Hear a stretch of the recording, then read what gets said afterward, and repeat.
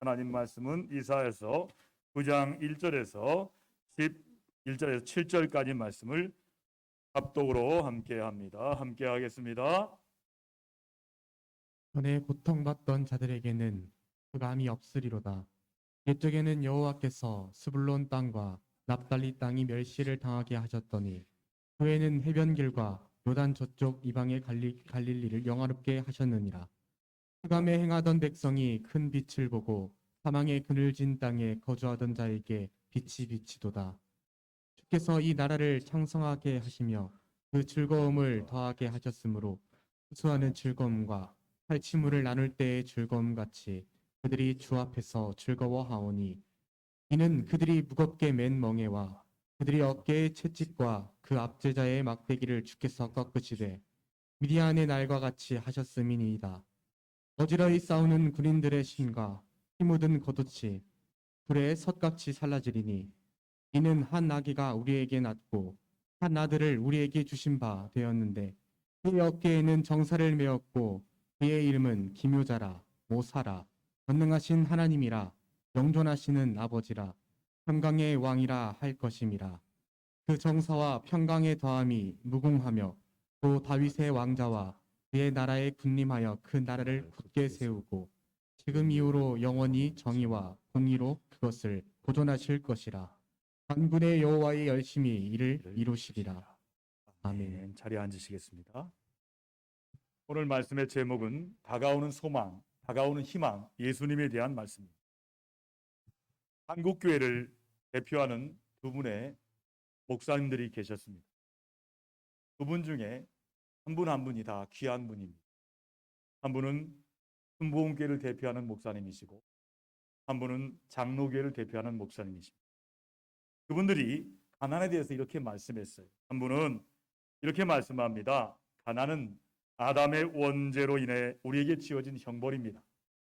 원래는 우리가 풍요롭게 살 것인데 그만 아담이 죄를 범하여서 그 형벌로 병도 생기고 일하여만 살게 되었다고 말씀합니다. 열심히 일하지 않으면 가난하게 삽니다. 그래서 아담의 원죄를 해결하시려고 예수님이 이 땅에 오셨습니다. 그래서 우리는 예수 믿음으로 이 형벌로부터 해방을 얻습니다. 십자가의 복음은 아담의 원죄에서 자유를 선물합니다. 즉 온전한 신앙은 우리에게 가난을 극복하게 하는 축복으로 열매를 맺습니다. 믿음을 가지고 간절히 기도하면 반드시 축복을 받습니다. 반면에 또 한 분의 목사님은 이렇게 말씀했어요. 역사적으로 탁월한 영적 지도들은 자발적인 가난한 사람들이었습니다. 사도 바울도 바나바도 성 프란시스코도 루터도 심지어 예수님도 가난한 목수의 아들이었습니다. 교회는 가난한 사람으로 시작하여 가난한 사람을 중심으로 그들의 헌신과 희생을 통해 자라왔습니다. 하나님은 가난한 자를 축복하십니다. 이것은 물질의 축복만이 아니라 믿음의 충만, 사랑의 충성이요 기쁨 충만, 전도의 열심입니다. 그러므로 가난한 자에게 하나님이 주신 특별한 사명이 있습니다. 이 두 분의 말씀이 함께 잘 어우러져야 합니다. 어렵게 살던 시절에는 가난을 극복하는 말씀이 복음으로 들려왔을 것입니다. 아이고, 교회 오면 가난에서 벗어날 수 있디야. 교회 오면 병 낫는디야. 그래서 사람들이 그 복음으로 교회에 막 몰려왔어요. 그러나 지금같이 좀 살게 되었을 때는 이 자발적인 가난에 대한 말씀도 들려지게 될 것입니다. 그렇다면 지금 여러분은 이 두 분 중에 어떤 복음이 마음에 더 끌리십니까? 어떤 복음의 말씀이 잘 들리십니까? 우리가 믿는 복음은 무엇입니까? 이 두 분 중에 한 분, 앞에 분은 조용기 원로 목사님이시고 또 한 분은 하늘나라 가신 고 한경직 목사님의 말씀입니다.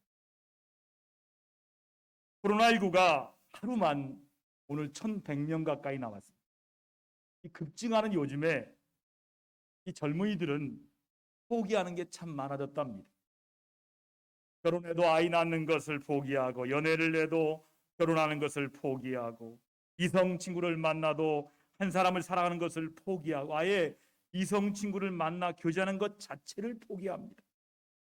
왜 그러냐고 물어보세요. 왜 그러냐고 물어보면 거의 똑같은 대답이 나올 것입니다.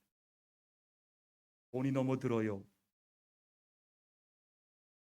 돈이 없어요. 아이를 키우는 것만도 돈이 만만치 않게 들 텐데 그 돈이면 우리 부부 평생 행복하게 살 거예요. 결혼하면 집도 장만하랴 혼수도 장만하랴 이만저만 돈이 필요한 게 아니에요. 결혼은 안 하면 되지요. 연애하려면 데이트 비용이 장난이 아니에요. 밥값에 커피값에 100일 기념 생일 크리스마스 기념일 챙겨야지요. 제가 직장도 변변치 않고 월급도 나 혼자 먹고 살기에 빠듯한데 제가 가난해서 연애는 아예 포기했어요. 참 슬프고 절망적입니다. 참 희망이 잘 보이지 않아요.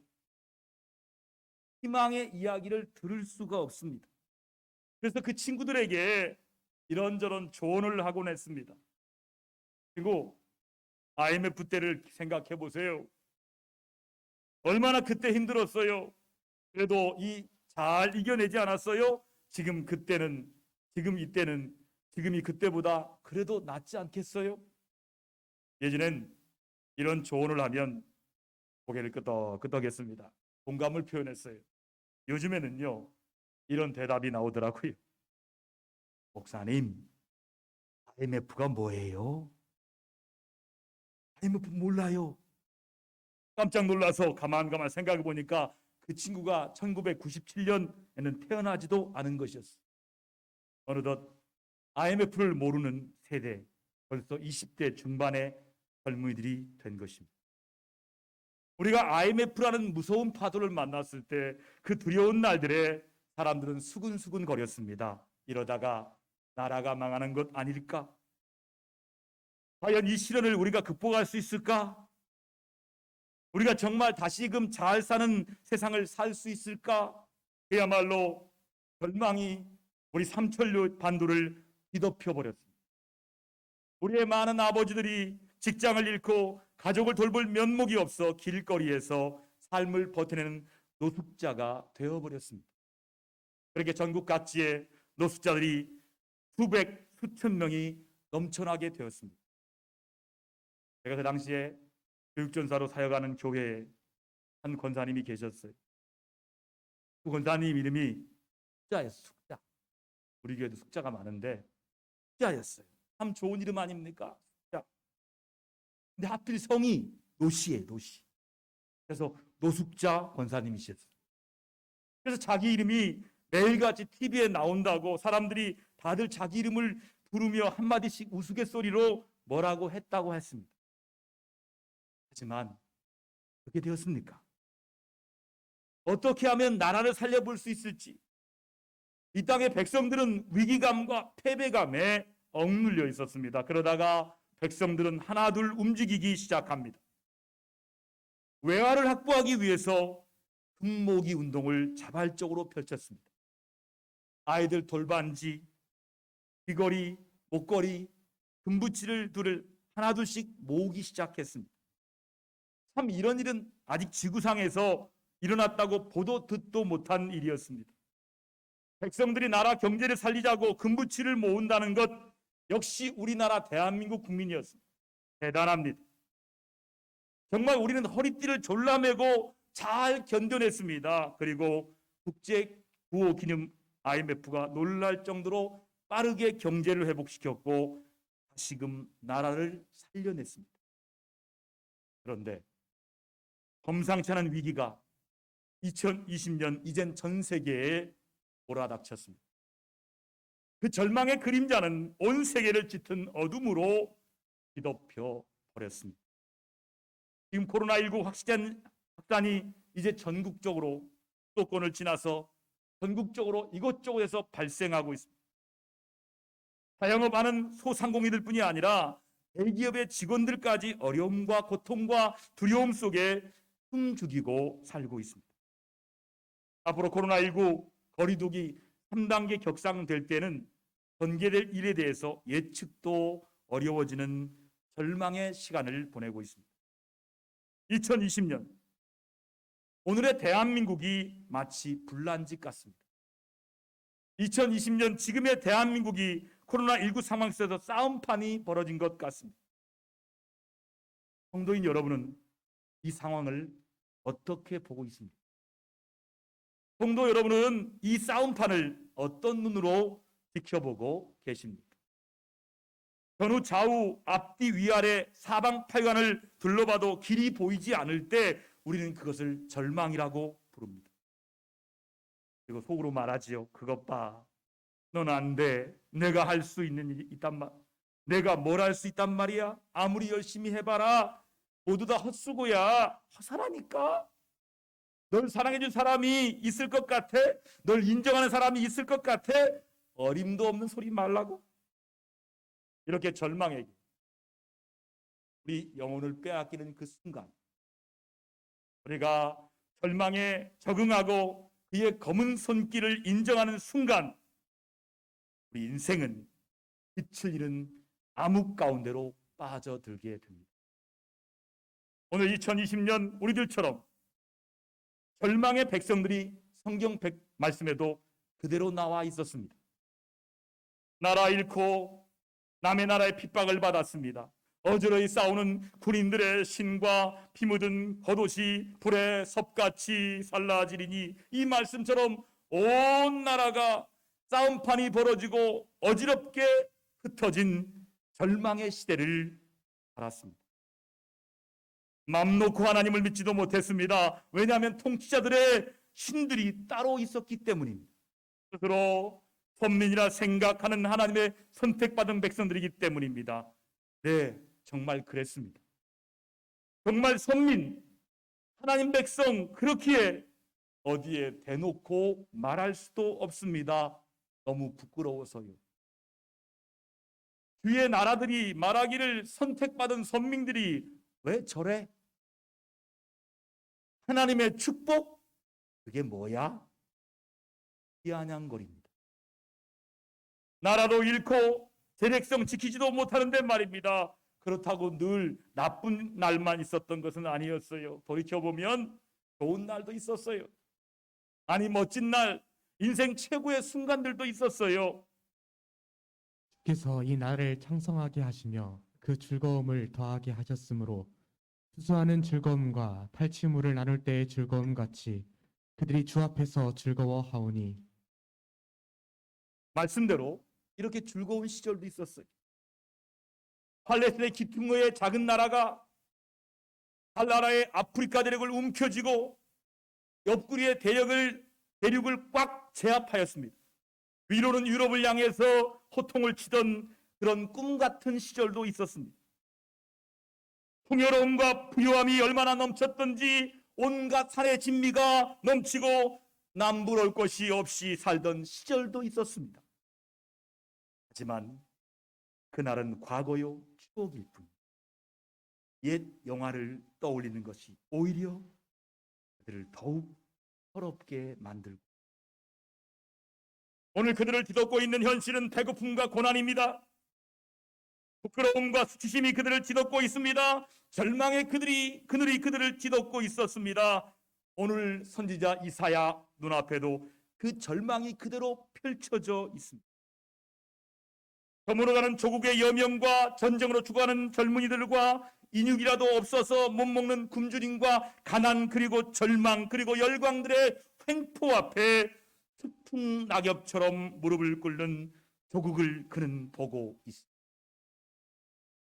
절망이 나라를 감싸버렸습니다. 절망이 온 나라의 백성들을 감싸고 있습니다. 절망이 하나님의 선택된 백성의 이스라엘의 영혼들을 쥐어짜고 있었습니다. 쉴 새 없이 이어지는 전쟁으로 나라는 엉망이 되어버렸습니다. 그렇다면 그 절망 속에 그들에게 필요한 것이 무엇이겠습니까?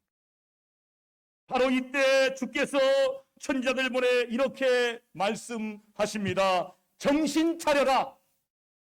제발 정신 차려라. 정직하게 절망해 보아라. 이제 하나님 품으로 돌아오라. 회개하라. 그러나 그들은 하나님의 거룩한 선자들을 매로치고 옥에 가두고 핍박할 뿐 하나님의 말씀은 메마른 땅에 떨어져 싹을 틔우지 못하고 말라가고 있었습니다. 그러나 선지자는 그의 입술을 깨물며 선포되는 오늘 말씀은 절망에 들린 말씀이 아니었습니다. 한 아기가 우리를 위해 태어날 것입니다. 한 사람이 우리에게 보내질 것입니다.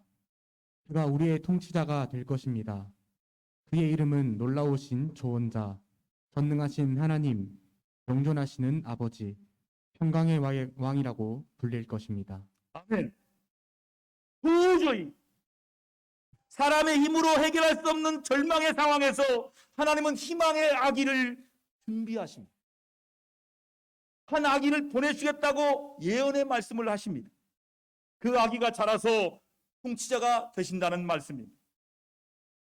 하나님은 절망의 시대에 한 아기를 보내주신다는 희망의 메시지를 전하게 하십니다. 그 희망의 선포가 절망의 시대를 이기게 하십니다. 아무것도 보이지 않는, 의지할 데 없는 곳을 없을 때 하나님은 준비하신 희망을 발견하게. 그의 희망의 이름이 무엇입니까? 그 희망의 이름은 조언자입니다. 지혜가 가득한 놀라운 조언자입니다. 힘들고 어렵게 살아갈 때 조언자를 만나면 지혜로 이겨낼 수가 있습니다. 희망의 또 다른 이름은 전능하신 하나님, 영존하신 아버지, 평강의 왕입니다. 엘샤다이, 전능하신 하나님, 그분이 영원히 존재하시는 우리의 아버지라는 말씀입니다.